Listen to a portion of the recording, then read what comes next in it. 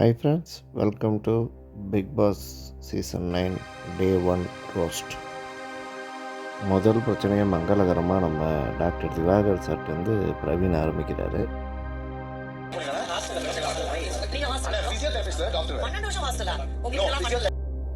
அந்த ஃபிசியோதெரபிஸ்ட்டுக்கு ஒரு எக்ஸ்ப்ளனேஷன் கொடுத்தாரு பாருங்க.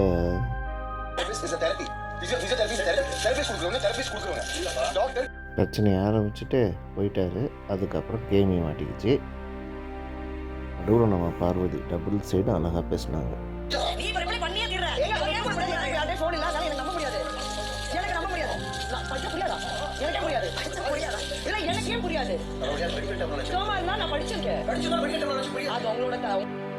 நம்ம பிரவீன் காந்தி சார் ஒரு கருத்து சொல்கிறேன்னு ஆரம்பிச்சு தொக்க மாட்டிக்கிட்டாரு.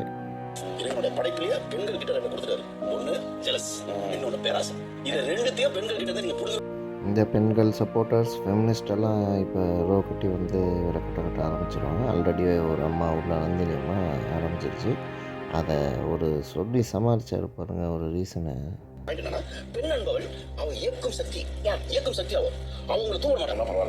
டாக்டர் பிரச்சனை முடிஞ்சு கொரட்டை பிரச்சனைக்கு வந்தாங்க. இருக்கிறீங்க எனக்கு புரியுது, ஓகேவா? விளையாடுங்க, நோ ஆஃபென்ஸ்.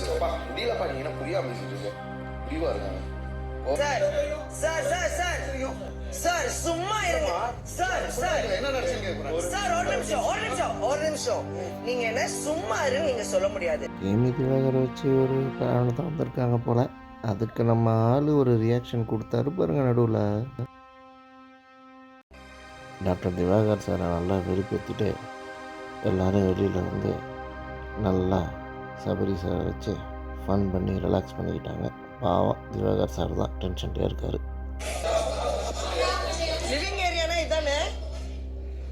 என்ன ஒரு சந்தேகம், எல்லோரும் தண்ணி இல்லைங்கிறத பற்றி ஒரு கருத்து சொன்னாங்க. நம்ம திவாகர் லக்ஸுரின்னு ஒரு வார்த்தையை விட்டதுக்கப்புறம் ஹவுஸே சிரிச்சுது சார்.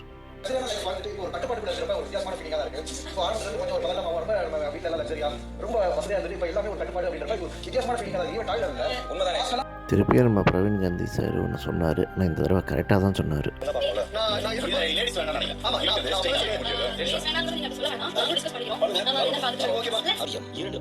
இப்போ தான் நம்ம டாக்டர் திவாகர் சார் ஃபேன்ஸுக்கு தீனியே கிடச்சிது.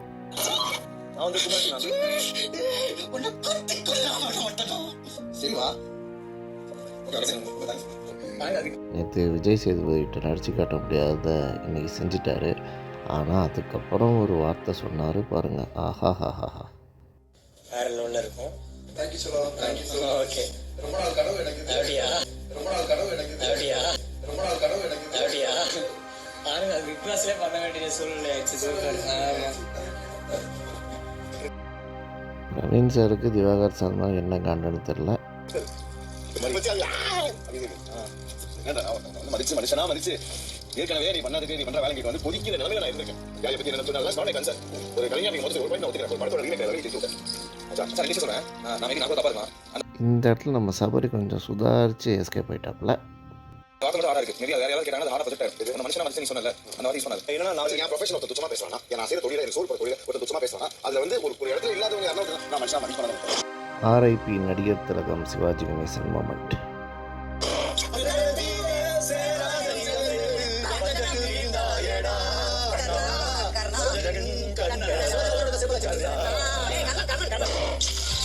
செலக்ட் பண்ணி இவர்கிட்ட ஒரு நாளுக்கான சரக்கு தான் இருக்கு, இதுக்கு மேல இவர் இந்த ஷோல தாங்க மாட்டாரு, பண்றதுக்கு எதுவுமே இல்ல அப்படின்னு சொல்லணும். என்னையா நாமினேட் பண்ணீங்க, கொடுக்குறான் பர்றா கண்டென்ட், சூப்பர் கண்டென்ட் கொடுத்தாப்ல.